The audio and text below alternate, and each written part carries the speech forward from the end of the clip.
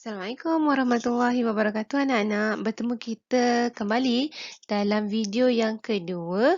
Masih lagi dalam tema kedua, masih lagi dalam bab 6 dan masih lagi di bawah subtopik 6.1 iaitu sokongan, pergerakan dan pertumbuhan haiwan. Okey anak-anak, dalam video yang pertama, kita telah mempelajari tajuk yang pertama iaitu 3 jenis sokongan bagi haiwan iaitu rangka dalam, rangka luar dan juga rangka hidrostatik. Tajuk yang kedua ini pula adalah berkenaan saiz rangka luar dengan pertumbuhan haiwan. Bagaimana saiz rangka luar boleh mempengaruhi pertumbuhan haiwan? Ini akan kita bincangkan. Bagaimana kita nak mengukur pertumbuhan bagi sesuatu haiwan? Kita perlu membina suatu graf yang kita panggil sebagai lengkung pertumbuhan. Apa itu lengkung pertumbuhan? Iaitu kita perlu bina suatu graf yang melibatkan unit pertumbuhan melawan masa. Yang mana satu paksi X, yang mana satu paksi Y ni. Okey, paksi Y adalah unit pertumbuhan, manakala masa adalah paksi X. Okey, unit pertumbuhan. Apa pula unit pertumbuhan yang boleh kita ukur? Baiklah anak-anak, unit pertumbuhan yang boleh kita plotkan, kita letakkan sebagai skala pada paksi Y adalah sama ada tinggi haiwan tu dalam mungkin sentimeter atau meter, atau mungkin isi padu haiwan tu dalam unit sentimeter padu, atau jisim segar haiwan tu, gram, ataupun jisim kering bagi haiwan tersebut, iaitu unit gram. Dan unit pertumbuhan ini kita perlu plotkan melawan kepada masa. Anak-anak, lengkung pertumbuhan yang terbentuk nanti akan memberitahu, akan menunjukkan kepada kita dua perkara, iaitu fasa-fasa pertumbuhan yang berlaku bagi haiwan tersebut dan bagaimana kadar pertumbuhan bagi haiwan itu berlaku. Cepat ke lambat? Bagi sesuatu organisma atau bagi organisma hidup, anak-anak, sebenarnya lengkung pertumbuhannya berbentuk sigmoid. Itu bentuk asas, bentuk seperti S. Itu sebabnya kita panggil sebagai sigmoid. Tetapi bentuk sigmoid ini tidak ataupun agak berbezalah bagi haiwan dengan rangka luar. Mungkin haiwan rangka dalam mempunyai lengkung pertumbuhan yang kita lihat seperti huruf S tu, sigmoid tu. Tetapi bagi rangka luar, special, lain. Di mana sebenarnya corak pertumbuhan tu adalah berbeza mengikut jenis organisma. Anak-anak, jika lengkung pertumbuhan bagi organisma hidup yang biasa berbentuk sigmoid, bagaimana pula lengkung pertumbuhan bagi haiwan dengan rangka luar ni? Okey, haiwan dengan rangka luar special, anak-anak bayangkan seperti ketam, seperti belalang. Okey, lengkung pertumbuhan bagi haiwan dengan rangka luar ni adalah berperingkat. Kenapa pula berperingkat? Okey, ada sebab dia kerana rangka luar dibina daripada kitin.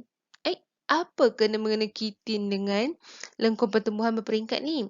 Ada kena-mengena anak.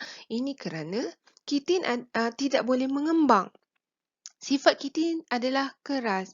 Oleh itu, sekiranya sesuatu organisma, katalah kita katakan sebagai ketam ni, anak ketam ni telah berusia katalah sebulan dan dia ingin membesar lagi. Okay, dia perlu membesar lagi. Tapi kulit ketam tu keras. Jadi bagaimana? Bagaimana ketam ni hendak membesar daripada saiz yang sedia ada? Itu sebabnya dikatakan lengkung pertumbuhan bagi haiwan yang berangka luar ni adalah berperingkat akibat rangka luar yang keras ini tadi. Okey, ini kerana pertumbuhan rangka luar tu akan terhalanglah oleh rangka luar yang keras ni tadi. So, bagaimana kita nak mengatasi atau bagaimana haiwan dengan rangka luar ni hendak mengatasi masalah rangka luar yang menghadkan pertumbuhan mereka? Okey, jadi apa yang boleh haiwan-haiwan yang mempunyai rangka luar ini buat ialah mereka perlulah menanggalkan rangka luar ini berulang-ulang kali sehinggalah mereka mencapai peringkat dewasa. Maksudnya daripada haiwan ni di peringkat yang kecil kepada peringkat yang lebih dewasa, haiwan ini akan menanggalkan rangka luarnya berkali-kali supaya saiz bagi haiwan yang ada rangka luar ini dapat bertambah. Anak-anak, proses penanggalan rangka luar yang berkali-kali ini dipanggil sebagai proses ekdisis. Bagaimana proses ekdisis atau proses penanggalan rangka luar ini boleh berlaku? Caranya adalah rangka luar yang baharu. Rangka luar yang baharu dan masih lagi lembut akan terbentuk di bawah rangka luar yang lama, yang keras, yang saiznya dah kecil. Okey, bukan saiznya dah kecil, sebenarnya haiwan tersebut perlu bertumbuh dengan lebih besar lagi. Itu sebenarnya. Jadi ekdisis ni bagaimana ia berlaku?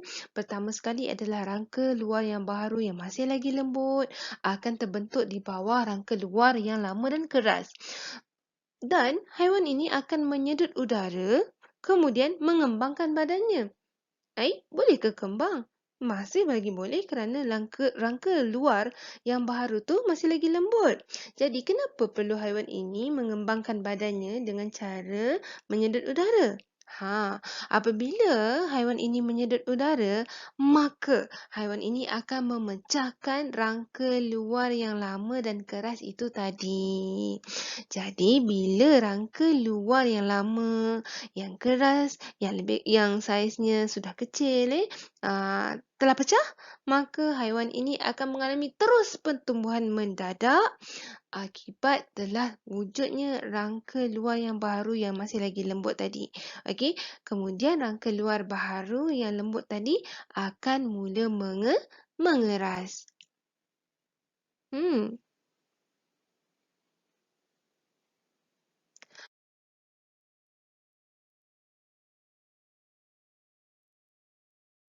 Okey, haiwan dengan rangka luar akan mengalami beberapa peringkat ekdisis sebelum mereka mencapai peringkat dewasa.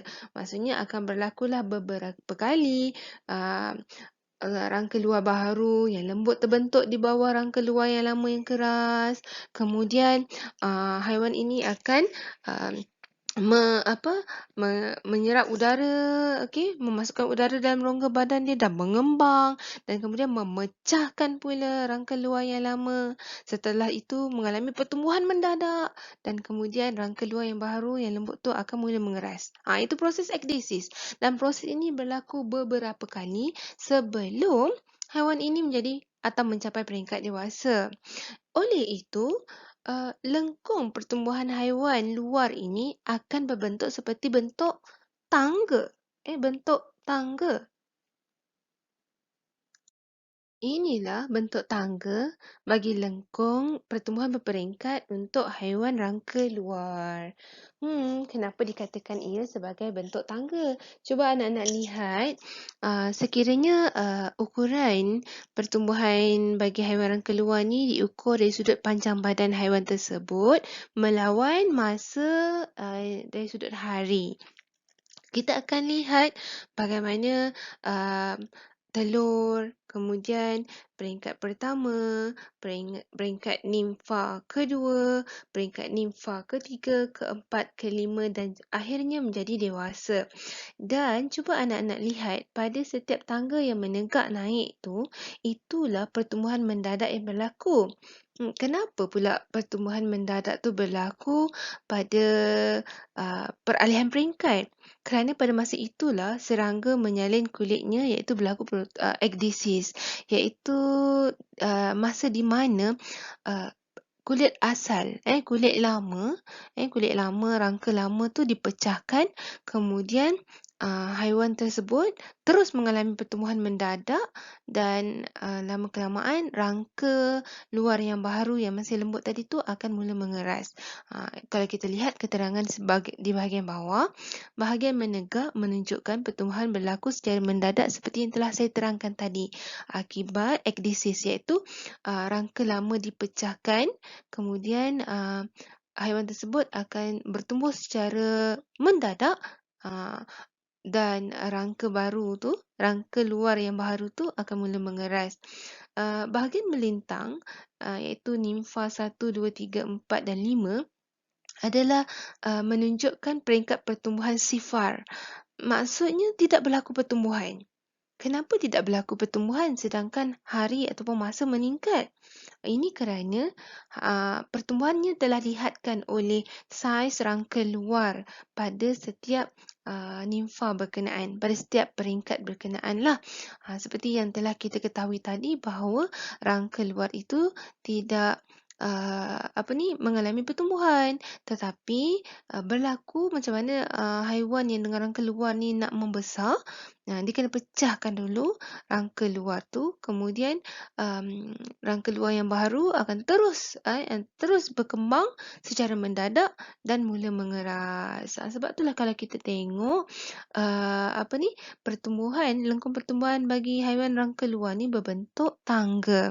Kalau kita tengok kan keterangan dia tu, bahagian melintang tu, bahagian menegak, bahagian menegak menunjukkan pertumbuhan tu berlaku secara mendadak, manakala bahagian melintang tu menunjukkan pertumbuhan sifar iaitu tidak berlaku pertumbuhan lah pada masa berkenaan.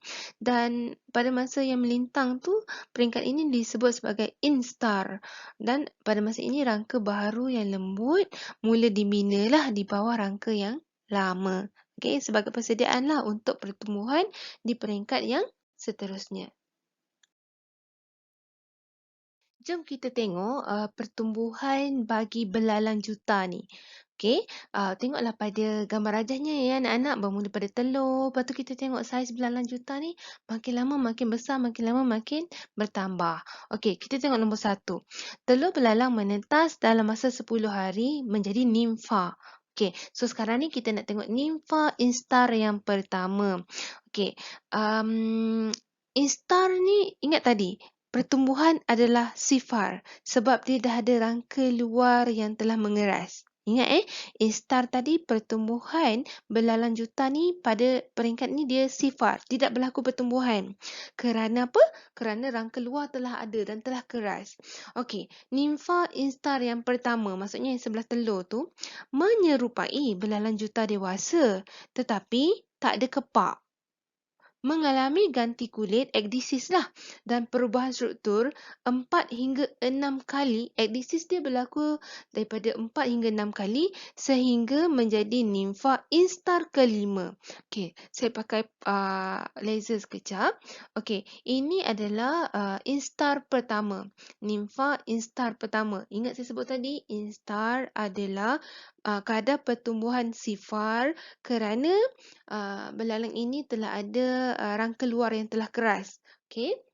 Kemudian berlaku ekdisis, pertumbuhan mendadak. Dan ini adalah instar kedua, instar ketiga, instar keempat dan ini adalah instar kelima. Tu maksudnya. Okey. Perubahan struktur 4 hingga 6 kali sehingga menjadi nimfa instar yang kelima. Setiap peringkat ataupun setiap instar semasa pertumbuhan tu sifar, nimfa ni akan makan dengan banyak supaya dapat bina tisu baharu, dapat bina rangka luar baharu yang lebih lembut dan mengalami pertambahan jisim. Supaya apa? Supaya ekdisis boleh berlaku. Kita ulang balik bagaimana ekdisis berlaku. Dengan cara belalang ni menyedut udara masuk dalam rongga badan dia, kemudian memecahkan rangka luar yang lama dan berlaku pertumbuhan yang mendadak Sehinggalah rangka baru yang lembut tadi mengeras. Okey, kemudian diinstar semula, iaitu pertumbuhannya sifar semula.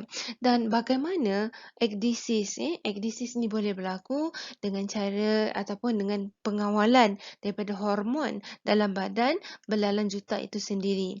Okey, nombor 3. Semasa proses ekdisis, kutikel baru iaitu rangka luar yang baru akan terbentuk di bawah kutikel lama.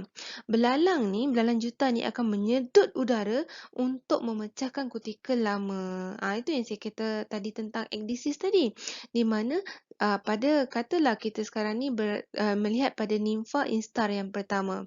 Kemudian pada peringkat ini nimfa ni makan, belalang juta ni makan dengan banyaknya dan membina rangka luar yang baru. Okey, kemudian belalang ini akan menyedut udara dan memecahkan rangka luar yang lama. Kemudian mereka mengalami pertumbuhan yang mendadak. Seterusnya rangka luar yang baru tadi, yang lembut tadi mula mengeras. Bila dia mula mengeras, maka nimfa instar kedua ni pula mengalami instar, iaitu pertumbuhan yang sifar. Okey, keseluruhan peringkat instar, nimfa ni menjadi instar, ekdisis ataupun saya mudahkan pertumbuhan dia sifar kemudian ganti kulit, ekdisis, sifar balik, ganti kulit balik, okey, instar balik. Instar tu pertumbuhan sifar dan ekdisis ganti kulit balik. Okey, keseluruhan proses ini kita panggil sebagai metamorfosis.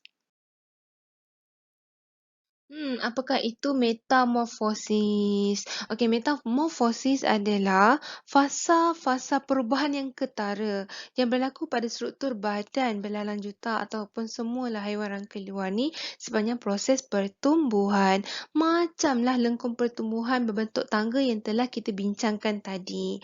Jadi fasa-fasa perubahan ketara ni dipanggil sebagai metamorfosis. Daripada nimfa pertama, nimfa ni mengalami instar, kemudian ekdisis, nimfa kedua mengalami instar, ekdisis sehinggalah menjadi dewasa dan di keseluruhan proses ni kita panggil sebagai metamorfosis.